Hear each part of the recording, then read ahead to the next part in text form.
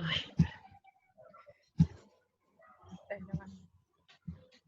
ya está grabando, ¿verdad? Y ahora sí. 1, 2 y 3. Buenas noches, profesora. En esta oportunidad hablaremos sobre el ciclo de la vida, ¿no? Desarrollando el examen final del curso de Desarrollo Humano y Social. Los integrantes son Mireya Carpio Atúncar, Hazel Peralta Quinosita, Omar Toribio Ingarroca y quien le habla Jocelyn Salcedo Alvarado. Comenzamos con la primera etapa del ciclo de la vida, que la vamos a describir en una línea de tiempo. Buenas noches, profesora. Mi nombre es Hazel Peralta y efectivamente vamos a iniciar con la etapa prenatal o fase prenatal, la cual es la primera de las etapas dentro del desarrollo del ser humano y precede a la infancia. También se le denomina fase de la vida intrauterina o etapa del desarrollo intrauterino, que es la que se desarrolla en el vientre materno en el periodo también llamado embarazo. Transcurre desde la concepción o fecundación, es la unión de células sexuales femeninas y masculinas, el óvulo y el espermatozoide, hasta el nacimiento en el parto. Esta fase tiene 3 periodos. El periodo germinal cigótico, que se inicia en el momento de la concepción, cuando el espermatozoide fecunda el óvulo y se forma el cigoto. Y luego esa célula empieza a subdividirse en otras células y aumenta de tamaño hasta formar el embrión. Posteriormente tenemos el periodo embrionario, el periodo del embarazo que va desde el final de la segunda semana, después de la concepción, hasta el final del tercer mes, de las 12 primeras semanas. El embrión se encuentra en desarrollo y este es el periodo en el que es más sensible a posibles daños por factores diversos, ya sea, por ejemplo, el consumo de alcohol, de medicamentos o de algún tipo de drogas, infecciones y demás cosas.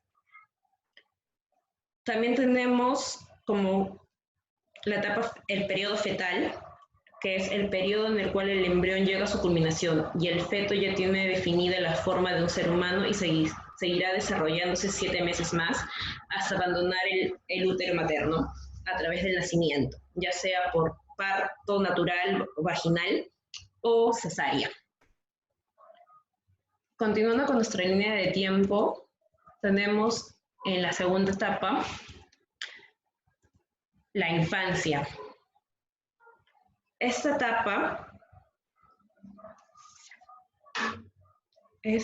etapa está comprendida entre el nacimiento y los 6 años de edad y tiene también tres partes, tiene 3 periodos o fases. Por ejemplo, el periodo neonatal, que es donde está desde que el recién nacido vive durante su primer mes después del nacimiento, es el periodo neonatal, en el cual llegan a pesar a partir de los 2,5 kilos, 3 kilos después del nacimiento. Y es cuando presenta una cabeza desproporcionada en relación a su cuerpo. El neonato duerme la mayor parte del tiempo y aparecen los primeros reflejos como la succión del pecho materno y la reacción a sonidos fuertes. Realiza movimientos espontáneos o indiferenciados, agita y retuerce su cuerpo, ya sea que mueve brazos y piernas, etc. También tenemos el periodo de desarrollo de la infancia. En los primeros años de la etapa de la infancia, tras el periodo neonatal, el ser humano se interesa en ejercitar sus órganos sensoriales por movimientos y lenguaje, y manipula de forma repetida los objetos que se encuentran a su alcance. A través de ese aprendizaje en los 3 primeros años, el ser humano adquiere capacidades básicas como manejar sus manos, ponerse de pie, caminar, hablar, etc. Eso sería. Bueno, ahora les doy el pase a mi compañero Omar. Buenas noches, profesora. Continuando con la exposición, les presento la niñez intermedia. La infancia intermedia es una etapa del desarrollo que comprende de los 6 a los 12 años. En esta etapa se aprecian distintos cambios, tanto físicos, psicológicos, cognitivos y sociales. Tenemos varios aspectos de los cuales vamos a plantear los más específicos, como el crecimiento físico. Los niños en edad escolar crecen de 2,5 a 7,5 centímetros cada año. y aumentan entre 2 y 4 kilogramos, duplicando el peso promedio de su cuerpo. Sin tratamiento, la deficiencia en la hormona de crecimiento puede llevar a estatura baja y retraso en la pubertad. La deficiencia de la hormona del crecimiento puede ocurrir con deficiencias de otras hormonas, como las que controlan la producción de hormonas tiroideas, el equilibrio hídrico del cuerpo, la producción de hormonas sexuales masculinas y femeninas. Después tenemos al desarrollo motor. Los niños cada vez son más fuertes, rápidos y con mayor coordinación. Desde los 7 a los 11 años disminuye a medida que los niños participan más en los juegos con reglas. El desarrollo perceptivo motor se divide en categorías: las conductas motrices globales, movilización del cuerpo; las conductas motrices finas, el control de objetos; las conductas percepto-auditivas, modalidades auditivas; las conductas corporal, la localización en el cuerpo. El desarrollo intelectual: inicio lógico, razonamiento inductivo, desde fase horizontal al principio de la conservación. Después tenemos al desarrollo de la memoria, desarrollo metamemoria, entendimiento de cómo funciona la memoria, el crecimiento de la capacidad de retención, los mecanismos, estrategias para ayudar a la memoria, ayudas externas de la memoria. Continuando con la salud, es reemplazado los dientes de leche por dientes permanentes. Por lo general, la visión en los niños es más aguda. Por estar en permanente contacto con otros niños, es frecuente las infecciones respiratorias comunes. Después tenemos al desarrollo moral, preoperacional, que es la obediencia a la autoridad, operaciones concretas, autonomía, flexibilidad, cooperación y respeto mutuo. Y por último, operaciones formales, que es de igualdad.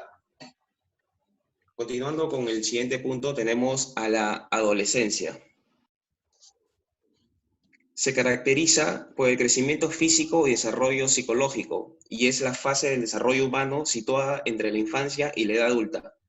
Esta transición debe considerarse un fenómeno biológico, cultural y social.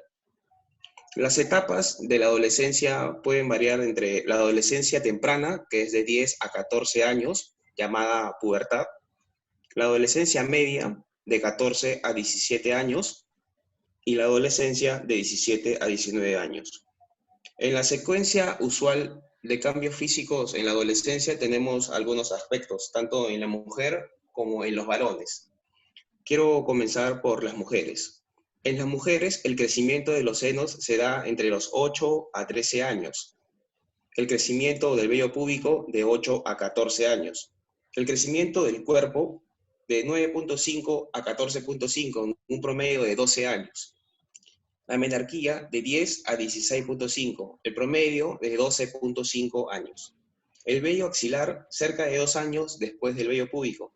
El aumento de la producción de las glándulas sebáceas y sudoríparas, en el cual se puede producir acné, casi es al mismo tiempo que en la que aparece el vello axilar. Y en los varones, el crecimiento de los testículos y el saco escrotal de 10 a 13.5 años. El crecimiento del vello púbico de 10 a 15 años. El crecimiento del cuerpo de 10.5 a 16 años, en un promedio de 14 años. El crecimiento del pene, la próstata y las vesículas seminales de 11 a 14.5, en un promedio de 12.5 años. El cambio de voz casi al mismo tiempo que el crecimiento del pene. La primera eyaculación de semen casi un año después del crecimiento del pene. Y por último, las características psicológicas y reacciones ante los cambios. Tenemos la torpeza motriz, lo que le creará malestar y conflicto en la relación con los adultos. Las modificaciones en su autoimagen corporal. La inexplicabilidad de los cambios que se está experimentando. La pérdida de la espontaneidad y la exhibición en el contacto interpersonal. Interés en el sexo opuesto, pero paradójicamente tienen a eludir las relaciones heterosexuales. Incluso los grupos que se forman a esta edad están compuestos por miembros del mismo sexo. Y por último, la bipolaridad afectiva. El Buber oscila entre estados de ánimo eufórico a estados de ánimo de aburrimiento o tristeza. A continuación, continúa mi compañera. Bien, continuando con la línea de tiempo, la juventud es la quinta etapa del desarrollo del humano y de la vida. ¿no? Y viene después de la adolescencia o pubertad y precede a la adultez. Como norma general se establece su inicio a los 20 años y se extiende hasta los 25 años de edad. En la juventud, el individuo se encuentra desarrollado a nivel sexual, pero carece aún de madurez emocional, que se requiere para enfrentar los conflictos de la vida adulta. Por lo general, la persona dentro de la etapa de la juventud se halla más tranquilo consigo mismo y con respecto a lo que había sido y sentido en su adolescencia. Y aunque no ha llegado todavía al equilibrio que es característico de la adultez, ya se va avanzando en el autoconocimiento y el autoconcepto. La juventud es la mejor época para el aprendizaje, pues la razón y la capacidad de pensar han logrado frenar los excesos de la fantasía. Y ahora el joven es capaz de enfrentarse objetivamente a la realidad que le rodea. En general, en esta etapa, el individuo es capaz de captar la realidad tal y como es, ¿no? Continuando con la sexta etapa, que es la adultez del desarrollo humano, viene después de la etapa de la juventud y precede a la ancianidad. Generalmente se establece en la edad comprendida entre los 25 y los 60 años, aunque como en el caso del resto de las etapas del desarrollo humano, no es fácil determinar en forma precisa cuándo se inicia y cuándo acaba, ya que además de ser cambios graduales, depende de las circunstancias de cada uno de los individuos. En esta etapa su personalidad y su carácter se presentan firmes y seguros, y el individuo maduro se distingue por el control que logra de sus sentimientos y de su vida emocional. Esto le permite afrontar la vida con mayor seguridad y serenidad que en las demás etapas. La adultez es la época de la vida del ser humano en el que mayor rendimiento en la actividad se presenta. Cabe destacar que no todos los adultos llegan a la madurez, con lo que podríamos clasificarnos en dos grupos: los adultos maduros y los adultos no maduros, o también llamados inmaduros. Bien, continuando con la siguiente etapa, mi compañera Mireya. Sí, terminando con la línea de tiempo, seguimos con la ancianidad. Bueno, se consideran tres etapas en la vida adulta avanzada, que es la edad madura, madurez avanzada y vejez. Los efectos del envejecimiento están presentes en las tres etapas, que se habla de gente mayor cuando cruzan las dos últimas. La vejez inicia a los 70 años, se caracteriza por la fragilidad extrema, la incapacidad en ocasiones extremas para realizar tareas de la vida diaria. Los procesos mentales pueden ser lentos. En esta etapa el individuo sabe que su fin está próximo. Las actividades se restringen, la soledad y el aburrimiento es muy común. La vejez es una etapa de múltiples pérdidas de familiares, amistades, económicas, físicas, mentales. eh, ya no producen, o sea, consumen y demandan servicios, convirtiéndose en seres dependientes. Son, como se podría decir, una carga, generando desadaptación y desintegración social. Muchos de ellos, orillados por esta situación, son recluidos en albergues, ¿no? Ante este panorama, los estudios sobre estos problemas se definen en que en la vejez como un problema social, por el hecho que al llegar a ella es fuente de dificultades, ¿no? Infelicidad. En la siguiente etapa, la muerte.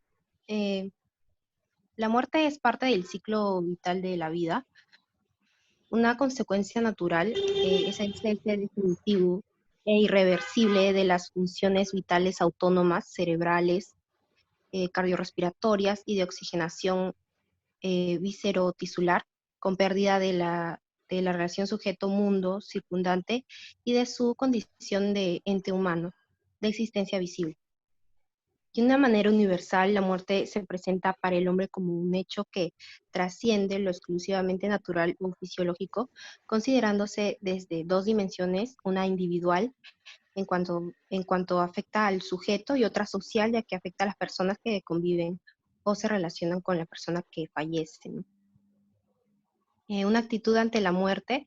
La muerte siempre ha sido objeto de profundas reflexiones, ya sea filosóficas, religiosas y actualmente científicas.